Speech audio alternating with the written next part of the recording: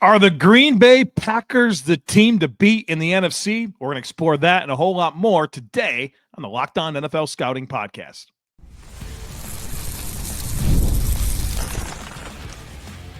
You are Locked On NFL Scouting with the Draft Dudes, your daily podcast for NFL and college football scouting. Part of the Locked On Podcast Network, your team every day. What's better than this? It's guys being dudes here on the Locked On NFL Scouting Podcast. We're the Draft Dudes. I'm Joe Marino from Locked On Bills. He's Kyle Crabbs from Locked On Dolphins. And we are your NFL experts here with you daily to talk team building across the league on the Locked On NFL Scouting Podcast with the Draft Dudes, part of the Locked On Podcast Network, your team every day. Want to issue a big thank you, shout out, and welcome to our everydayers, those of you who never miss a single episode. We appreciate y'all being here very, very much. This episode is brought to you by Mazda.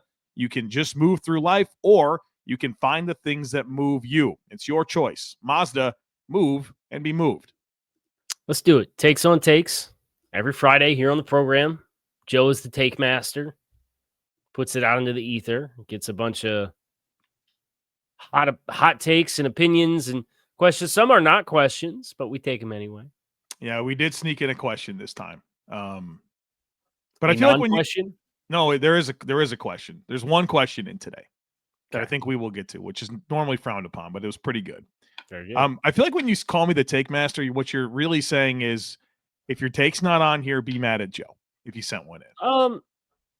Maybe not directly, but it doesn't hurt to have it established. Like, if you want your take on, don't send it to me. Yeah. I'm not responsible. That's not my responsibility. Heavy is the crown. Joe Marino is the take master. Yeah. All right. Let's do it. The first one is from Tom. Tom says the Lions finished no better than third in the NFC North. And I think that this is leaning into the hot start from the Packers and, of course, what J.J. McCarthy showed late in that Vikings game, and I guess what the Lions did as well. So how are we feeling? Correct me if I'm wrong. I believe I had this in my record predictions. You did. So what would I possibly have to change after 18 regular season games so far? No, 17 regular season games so far. Draft Dudes do math. Yeah. Nothing. Yes. I thought it before the season, and I'm doubling down 1/18 of the way through the year. These are good wins that Green Bay has. Head-to-head over Detroit and Washington. 2-0 before any team out there. Defense looks nasty, man. Nasty. Those guys are hunting. Keyshawn Nixon looks good. Edge Cooper looks good. Evan Williams looks good. Bullard looks good. Yeah. Van Ness is making plays. And next up is the Browns. Their first road date of the year in Cleveland. Did not realize their next game was in Cleveland. Right. The Browns are feeling good about themselves with what they're saying. Grant Delpit talking about no challenge. Or it's not hard to tackle Derrick Henry. It's not hard to tackle Derrick Henry. Now, somebody did quote tweet that and did have him swooping in and knocking down Derrick Henry on a big stick. But I don't know, good for you. You have the chip on your shoulder, and is Judy and Denzel Ward talking about how the spread's disrespectful? I respect it, but go back it up.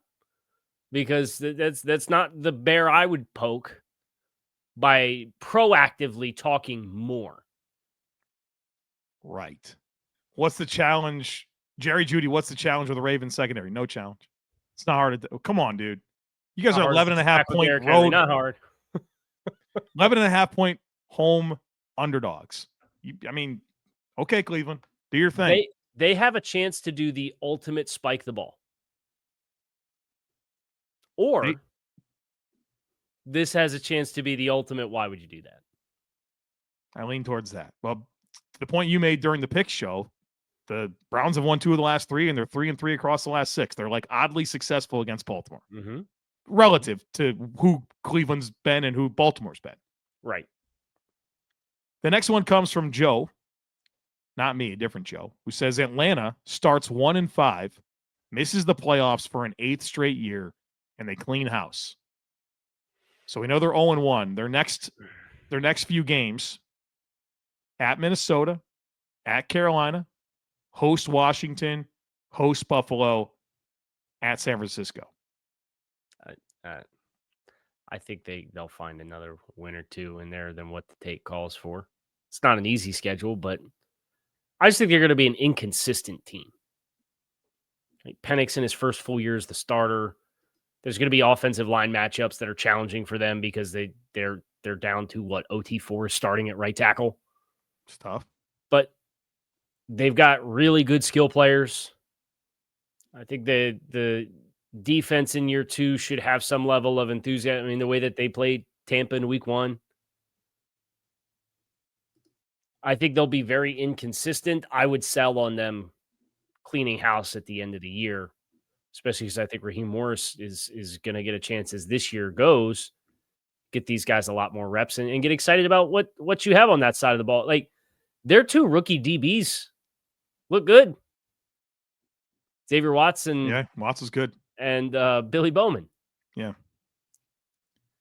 Do you think that Raheem's on that type of path where, like, this is the type of conversations we should be having? I think the challenge is the timeline of the general manager relative to the timeline hire of the coach. And if you fire the general manager, you're going to saddle a new general manager to come in with Raheem Morris in place. And it's a guy who's been there for 2 years and not had the win-loss success that this take is calling for.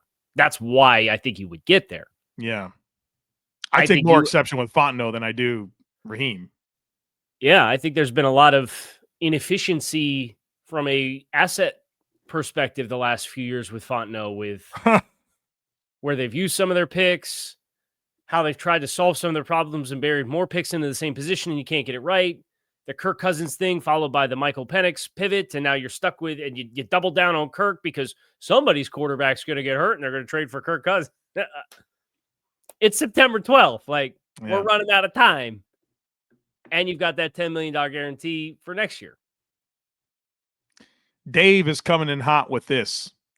North Carolina, the University of North Carolina, has an obligation to its students and alumni to relieve Bill Belichick of his duties. Him using their students as hostages in his beef with the Patriots in the NFL is an embarrassment. I agree wholeheartedly with that last bit. That is embarrassing. These, and if I was a parent of a kid at North Carolina, I'd be pissed that my kid's there for an education, but also to play football. And if you have pro aspirations, I'm automatically going to get cut out 1/32nd of the league for representatives of that organization to come and get to know my son and be comfortable with him and potentially draft him and give life-changing money or generational wealth or whatever because you got your boxers in a twist because you haven't been invited back to Foxborough? Give me a break, Bill. And with all due respect, maybe try filling out a depth chart next time. Mm-hmm. It's the depth chart. It's the closed doors policy to Patriots scouts. It's treating all scouts from every team like their viewing portion of practice and access is whittled down, and you have to go through the comms person, and it's not like what the standard operating procedures. You're not trying to win the Super Bowl, Bill. Right. You're trying to beat University of Charlotte. Get real. Like, the whole thing's just it's a farce for me. It's a joke. I'll stop short of saying that North Carolina has an obligation to remove Bill Belichick, but I do think that it is something that everyone has to come to terms with, that you are employing a head coach that has this beef and has made this decision.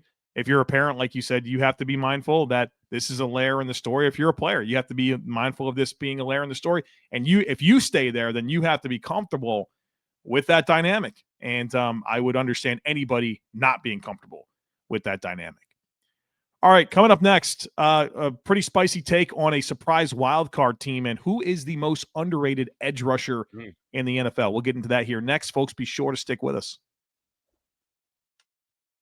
You can just move through life, or you can find the things that move you. It's your choice. You can choose to get out there, choose your people. You can choose to go for it, like really go for it. Just choose to do something that moves you. Mazda crafts cars for those who choose to do more than simply move. Mazda, move and be moved. Folks, it's almost the weekend. It's time to look back and crown this week's MVP on Who Delivered, powered by DoorDash. Just like you can win every Saturday with DoorDash Streaks, saving more time and every single order. These players delivered when it mattered most. Let's break it down. You guys know where I'm going with this. For the Buffalo Bills, Josh Allen delivered in a big way, an unreal performance, especially in the fourth quarter when the pressure was on. Allen came through, no hesitation, no delay. And if you've been watching him, this performance wasn't a fluke. Josh Allen is on a streak. And just like Josh Allen delivered for the Buffalo Bills, DoorDash delivers your Saturdays. With DoorDash Streaks, you can save every Saturday that you order. Stack it up all season, and you could save up to $250, including $100 in DoorDash credits. Order this Saturday. Keep the streak alive. Fuel your game day only with DoorDash. Terms apply. Promo period through November 18th. All right, Kyle. Chris, my buddy Chris, says this. The most underrated edge rusher in the NFL is Alex Highsmith.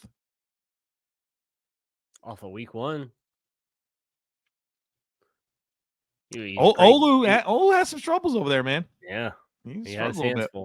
full. He's a well-compensated player.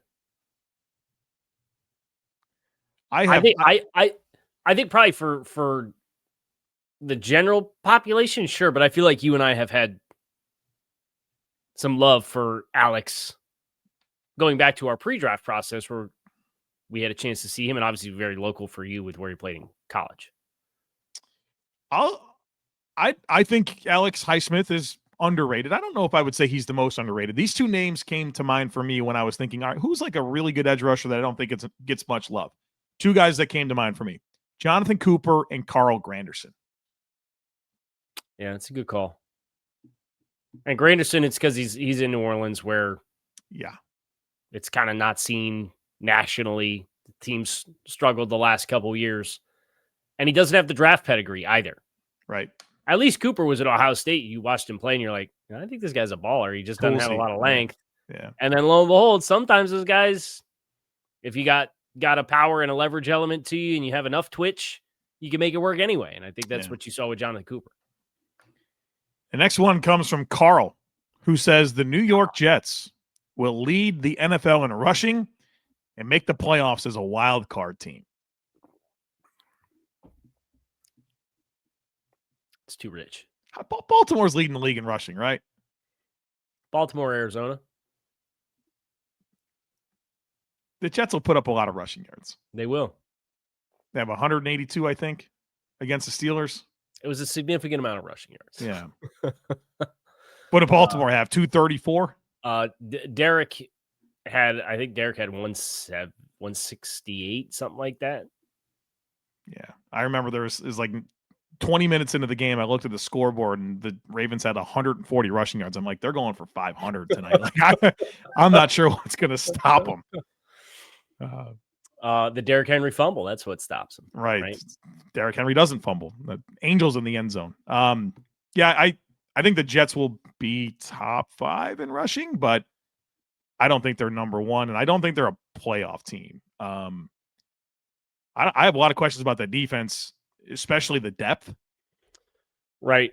And if I think game scripts are going to matter so much for them. If teams are able to score on a bad defense and make it a drop back passing game for Justin Fields, and they can't just dictate terms with the run game, like I think that's going to be a tough script that needs to go your way all the time for the Jets to win enough games to get into this playoff picture. So I will piggyback that with the take that the non-Buffalo Bills teams in the AFC East are the most game script reliant trio of teams in a division any division in the NFL. Yeah, it's because you saw what the catastrophic game script looked like for Miami.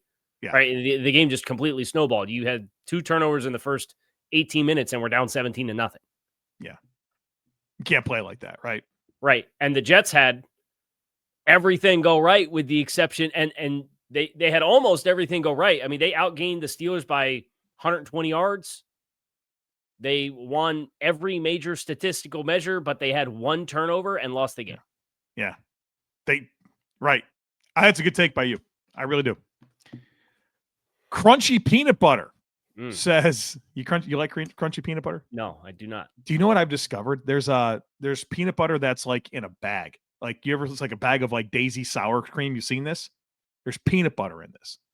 I know, dude. I stumbled into this into the pantry the other day. Is it like the cake icing in the bag? Yes, Kyle. It's amazing. I don't have to get the knife out to deal with the peanut butter. I'm just squirting this. It's unbelievable. That does sound like a game changer. Yeah, but I would feel obligated when it's done to open the bag and take the remnants out. Oh, I've made a choice. This is going to sound super bougie of me, and I hate that it's going to sound that way. Okay. But I'm done with fighting for the last drop of mustard. I'm done with fighting for the last drop of ketchup or toothpaste or like scraping out the peanut butter. Like there's a jar of sauce. I'm not doing it. Like I'm over it. Not fighting for it. I respect it, but it's peanut butter. I'll go to war for peanut butter. But there's going to be more peanut butter in the pantry. I understand that, but it's right here in front of me. You can't. It's the principle of putting. I'm sitting there just fighting for. I'm like, what am I doing here? I got the spoon and I'm doing like the scraping all the way around every like centimeter of the inside of the can. I'm over it. Also, like I've transitioned to bars of soap in the shower, and when it gets small, done. I'm not fighting for the last few ounces. Break it in half, or then it's kind of gets too brittle, and How about that for the most random sidebar we've ever had? Crunchy Peanut Butter says this is the year that the Chiefs' voodoo magic wears off and they lose, and the divisional round is a wild card team. The Chargers win a tight race for the West, and Bo Nix's career follows a Mac Jones trajectory as he and the Broncos disappoint in year 2.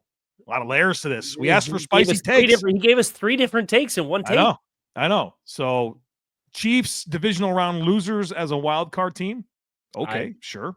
Pick the Chiefs to finish tied for first in the West, but win the tiebreaker. They're not off to a great start with 0-1 in the division, but probably too early for me to backtrack on a preseason prediction there. Vibes won't be great if they're 0-2, though. No, and they get the Eagles this week. So yeah. Chargers win the West, maybe.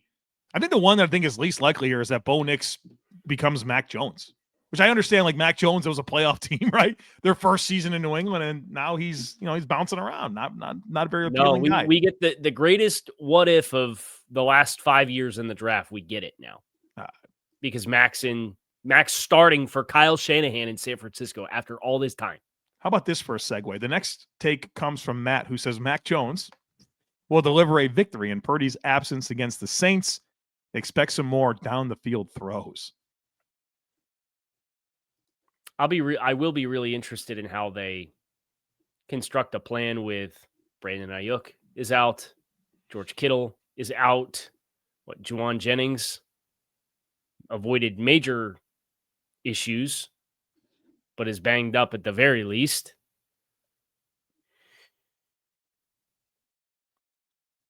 I don't know. I think it's going to be a little bit more conservative, and maybe they take play action shot plays off of that. But if I'm San Francisco coming in, I probably want to try to feed McCaffrey based off how the rest of the supporting cast is whittled, and then you could get some shot or chunk opportunities off play action to Ricky Pearsall. Saints, Cardinals, Jaguars, Rams, the next 4 for the 49ers. Brock, get back in 4 weeks.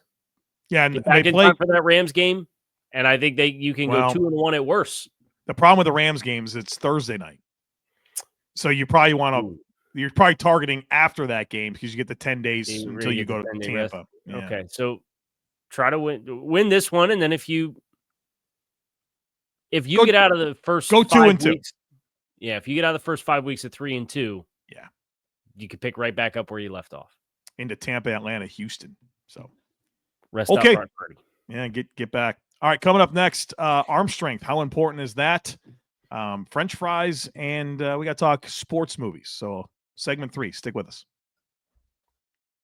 The NFL season is here, and FanDuel is making sure you're ready for kickoff with a can't-miss offer. Check this out right now. New customers can bet just $5, and if your bet wins, you'll get $300 in bonus bets to use across the app.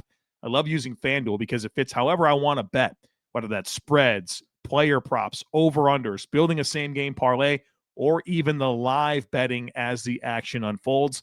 It just makes every game more exciting. Whether you're watching your favorite team, keeping an eye on your fantasy lineup, it's quick, it's easy, and the best way to add a little more energy to your Sundays. I was watching Thursday Night Football last night. I had over 250 passing yards for Jordan Love. I was enjoying that. I didn't enjoy some of those deep balls that didn't get connected, but we hit and we cashed in. So check it out. If you're ready to play, download the FanDuel app now by visiting FanDuel.com to get started. That's FanDuel.com to place your first $5 bet.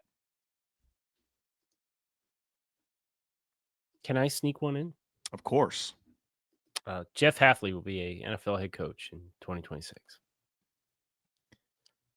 It's looking good, right? It's looking good. I think the most interesting thing about that proposition is Jeff left Boston College to come be a head coaching job in Boston College, to come coach as a defensive coordinator in the NFL because he wanted to play or he wanted to coach football, right? As compared to the NIL headaches and evolution of what college football has looked like. And that NFL coach is not that extreme, but I do think the NFL coach to college coach from a head coaching perspective relationship has never been more similar because there is now that extra open, not like hush hush behind the scenes, but like open business element of player management and recruiting and building a roster. So that's my question for the Hafley resume as a head coach is how much of not wanting to be a head coach in college because of the NIL stuff was just the chaos of the NIL stuff versus wanting to be focused on coaching a defense. Does that make sense?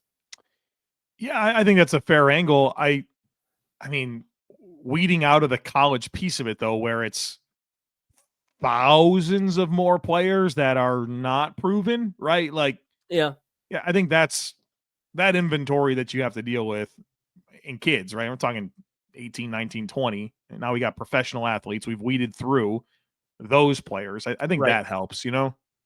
I think it does too. I'd rather talk to Micah Parsons about getting a $48 million a year contract than, you know, this 18-year-old that was a good high school player that, or whatever the heck those conversations are like. I would. Evan down at the end of the road who wants $100K to come to BC. I can't even do it. I couldn't. If there's an Evan that asked for $100K from BC, my apologies. It was just a random name. I take off the top of my head.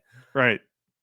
Yeah, and the regulations just aren't there yet. I understood all the coaches that got out of college. I get it too, but it's a question that I have for Hafley because he was very transparent about like I want to coach football. Well, and I think he can leverage that like some other guys have, where it's you don't have to take the job that gets offered to you next year. Like if you don't like it, don't take it. Ride it out with Green Bay and do the thing that you're passionate about when the right city and situation presents itself that you feel like you can align with. Go there.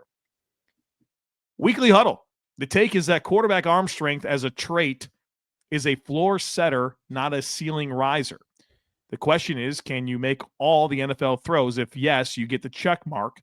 If no, you are most likely not an NFL quarterback. Miss me with 70 yards from his knees as an upside sell. I don't know that I fully agree with this because there's certain throws that are like, can you hit all the throws? How often do you throw them? Like, how often do you throw a 20-yard out to the field? Well, if you have arm strength, probably a lot more than somebody who doesn't, right? Well, correct, because if you don't have the arm strength to do it, you don't even try it. It's not on the menu, and that's a limiting thing for a quarterback. But how many incidences throughout the course of a 17-game season, just a regular season, are you going to dial up and call a deep out to the field with that being like actually triggered as the throw to take? Not much, but if you don't respect it, like I remember last year against Tua, Rasul Douglas didn't think that. Well, I get it. Yep. Outbreaker was happening. He made the throw. You know, this is the conversation we're having, right? Like, yes, literally this is the kind of quarterback and why you're having this conversation. But there's other things that stack on top for Tua that I think, make it such a prominent piece of how teams are game planning to play against him. There's no extended play mobility. You can have not the strongest arm and not consistently hit that 20-yard out to outside the numbers from the far hash. But if you can get off your spot and you can extend plays a little bit, like, you could still make things work. Right. Purdy. So that's where I don't buy that you have to have X arm strength quantified by being able to hit all the throws with consistency to have established a floor as an NFL player. Yeah, I 100% agree. I don't think it has anything to do with the floor, honestly. Your arm strength has nothing to do with the floor. For having to force defenses to defend the entire width of the field at all times, regardless where you're at in the progression.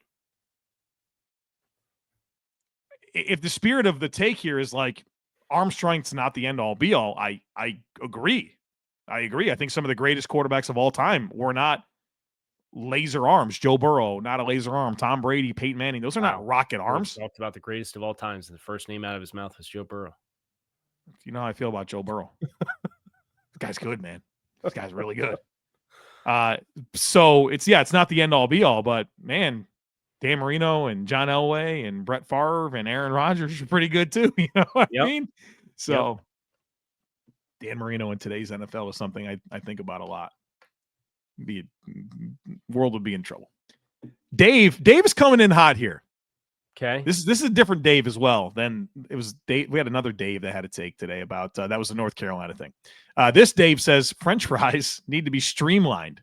Going to a restaurant and not knowing which variation of fries you're getting is frustrating. Either eliminate some altogether or specify the type you serve. How many different kinds of cuts of French fries can you name?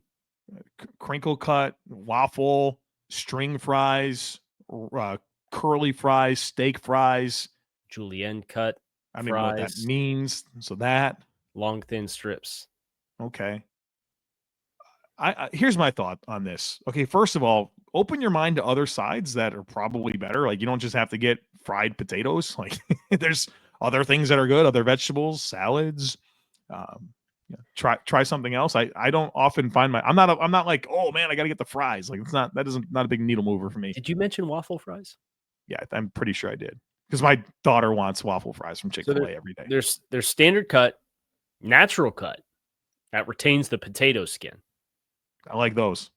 Steak fries, thick wedges. Yeah. Curly fries, Arby's. Shoestring fries, which are the ultra thin. Waffle fries. The GOAT, sweet potato fries, in my opinion. I like them. Belgian fries. Don't know what that means. Tater tots. Big fan. Potato wedges. Big fan. Which is just short steak fries, right? Like, that's what a potato wedge is. Call those taters here in the South, Kyle Crabbs. Tater like Mater, right? I guess. Larry the Cable Guy. Cars. Familiar. Mater, right? Familiar, yeah. Crinkle cut fries, tornado fries. Don't know what that means. Spiral cut and skewered. Okay. It's a street food. Truffle fries with the Parmesan and oil. Cheesy fries. Okay, the toppings don't change it. We can't, fries, loaded fries, poutine, hash brown sticks, British chips. So do you want that on the menu, or do you just want fries? Oh, I was wondering where you're going. It's like, let me name 85 different things. Yeah, so would you... How about you just ask, like, hey, what type of fries are these going to be? And then, like... They're not going to know. The waiter or waitress, or the server will know what type of fries. No, they won't. They'll be like, oh, they're the kind of fries that we have here. No. Be like, if you ask, I dare you to go to a establishment and see fries on the menu and ask them, are they tornado fries, crinkle cut fries? I guarantee they know. I guarantee any server would know. Fries, steak fries, natural cut fries, standard cut fries, Belgian frites, cheesy fries, poutine, hash brown sticks, British chips. What kind of fries are they? I think you just say, hey, what style of fries do you serve? And they would say, oh, they're crinkle cut, or they're waffle fries. Oh, they're the regular ones, the sticks. I think you're underestimating these servers. I mean, they put those things It has down. nothing to do with the servers, but it's just like there's a chef that creates it, right? Or there's They're not changing it every day. These are the fries that this place and serves. there's a server element. Yeah. I think it'd be like asking the server, hey, what's X and Y that goes in my cocktail? They might not know because they don't mix the drinks. But they could go ask. They could say, hey, what's in this? Right. So that's my point is you ask the server's going to say, let me find out for you. That would be my guess is they don't readily have it available. Well, if you're passionate enough about the variants of fries that could be served, like go ahead and ask the question. And if you got to wait 3 extra minutes to get the answer, get your answer or pick a different side. Somebody needs to do it over the next week and let us know next week for Takes on Takes. How readily available the kind of fry cut your server had for your request for what kind of fries. Let's get this one in. Anthony says, in your opinion, what is the most elite sports movie of your generation? You got a favorite? I do, but it's not a popular one. Okay. What do you have? What do you Miracle. have? A Miracle. I love it. Absolutely love that movie.